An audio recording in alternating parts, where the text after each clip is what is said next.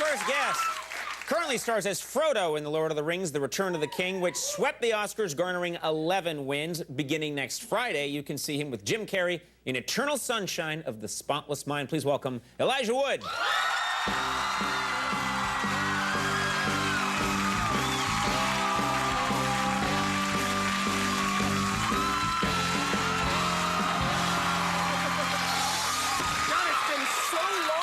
I've been on this show.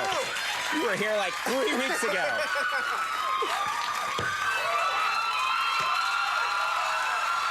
Is there normally this many screens? No. Wow, there's a lot of women in the audience. Yeah, it's crazy tonight. It's kind of exciting. This happens whenever you and I are together. First of all, sincerely, congratulations. I haven't seen you since this incredible night, and you've been on the show a bunch of times, and this is insane. Yeah, I mean, it's Clean well-deserved. sweep. Clean sweep. At what point did you realize when you were at the Oscars that people were starting to hate you there, you know? Because it was, you know, it must be weird when you're just winning everything. Absolutely. About 5 or 6 awards in, we all started looking at each other. The 4 hobbits all kind of sitting next to each other. Yeah. Ian kind of turns around. We're all looking at each other, and this sort of feeling that we were suddenly becoming the enemy. Right. You know, that Clint Eastwood must be sitting in his chair right now thinking, those dirty hobbits. You know what I mean? I'm gonna kill me a hobbit. I could just imagine like a Dirty Harry movie against the hobbits. Yeah. Like, you feel lucky, you small folks. You know? With your large feet. So it was this weird mixture of emotion, because we were so psyched, and it was amazing, but at the same time, we realized it was quickly becoming the Lord of the Rings show. Right, Which, for some people, is not all that much fun if one movie kind of does the whole thing. But... Oh, sure, especially if people are up against you and they realize at a certain point, I have no chance tonight. This is a steamroller that's coming through. Oh, my God. Now, I understand that, you know, Oscar night is known for these amazingly cool parties where all the celebrities go and they hang out afterwards. You guys skipped those parties and went to a fan party instead. Is that right? That's right. Yeah. That's a nice thing to do. Yeah. That's a who was at this fan party? I mean, fans and obviously, but fans. I mean, it was the OneRing.net fan party. They do it every year for the Oscars in conjunction with the Oscars, and there's like 2,000 or 3,000 fans there, and sort of hobbity Middle-earth entertainment. What is Middle-earth entertainment? They had a roster of bands that did sort of Celtic music, and in fact there was a sort of Hobbit rap band, and I believe they were in costume as well. Yeah, like Hobbit rap band. Middle-earth rap. Middle-earth rap, and it's all about Mordor, and we got to get to the, you know... and Frodo and yeah, exactly. Oh my God! Do they still say biatch every now and then? Do they still throw that in? You know, I didn't actually hear it, but I'm sure they do. I bet it'll be interesting. They got to mix it up a little bit. Exactly. That's so strange. Now, tell me about the Lord of the Rings fans, like the hardcore ringers, fans, which is what they're called. They're called what? ringers. They're called ringers. Do Now, have a name. Are the lady ringers attractive? The lady ringers happen to be very attractive, and there's a lot of them, oddly enough. This is a very male-based book, or seemingly so, but it's predominantly women who are the fans. And you could blame that on Orlando Bloom or Viggo Mortensen, but it's mostly women, and they're all... Or you. Come on, give yourself some credit here. Thank you. They're all incredibly sexy. It's that kind of hippie, sort of groovy, you know, kind of fan.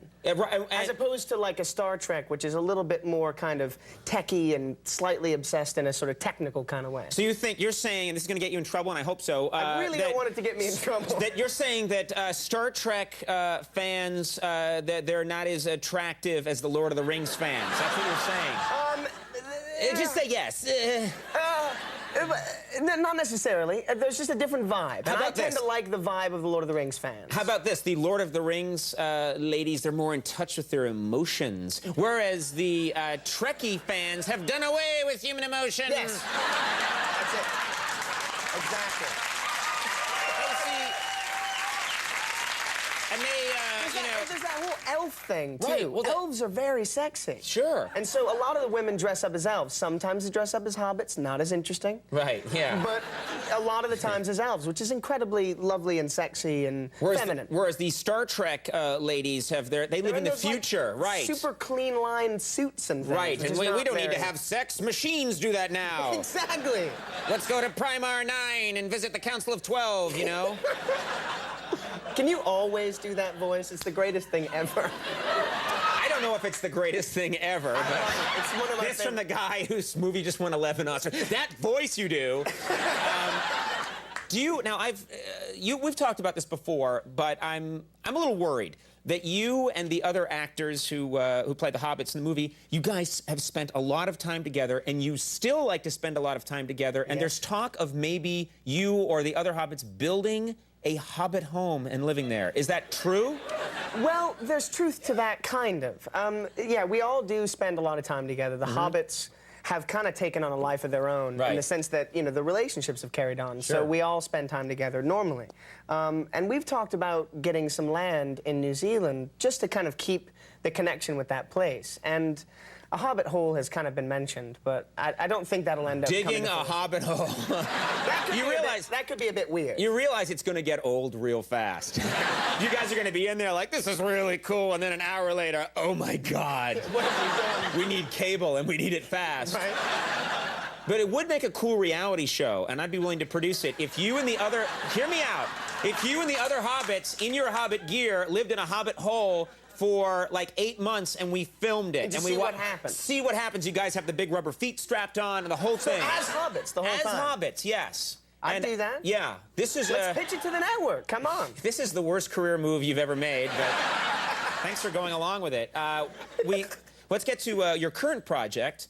It's amazing. You've just come off this amazing project. Now you're in this movie. A lot of people are talking about Eternal Sunshine of the Spotless Mind. Yeah. And this is a Charlie Kaufman movie. Kaufman. This is much anticipated. The plot, his plots are so interesting. This is an interesting idea. Well, it's very cerebral. I mean, at the heart of it, it's essentially a romantic comedy about two people who are in love with each other and the trials and tribulations of being in love. But really, it's about Kate Winslet's character erasing Jim Carrey's character from her mind, and then him doing the same thing to her in sort of, you know, a quick reaction. And the movie actually takes place mostly in his mind as he's losing his memories of her, and he realizes midway through that he doesn't want to lose those memories. He wants to go back the other way. Exactly. And that's essentially what the movie's about. We have a clip here from Eternal Sunshine of the Spotless Mind, and anything we need to know about this specific clip? Or? Yeah, I play this character who's kind of stealing Jim Carrey's identity after he's been erased from Kate Winslet's mind, and she's kind of starting to become confused about it, so... Let's take a look at this clip.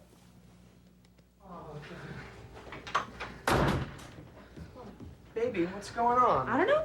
I don't know. I'm lost. I'm scared. I feel like I'm disappearing. My skin's coming off. I'm getting old. Nothing makes any sense to me. You're not getting old. Nothing makes any sense. Nothing makes any sense. Oh, Tangerine. Nothing makes any sense. Nothing makes any sense. It's okay. It's okay. Hey, let's go out dancing. Yeah? You want to go out to Montauk with me? Montauk? Yeah. No. Come up to Boston with me. Sure, yeah. We can go next weekend. No. Now. Yeah, I have to go now. I have to see the Frozen Charles now. Yeah, she is great. She's amazing. Nice person. I'm absolutely in love with her. She's wonderful. I'll talk to her. I'll arrange something. Eternal Sunshine of the Spotless Mind opens next Friday. I hope we see you very soon. Yeah, thanks for being here. Good guy. Elijah Wood, Rachel Dratch coming up. We'll take a break. We'll be right back.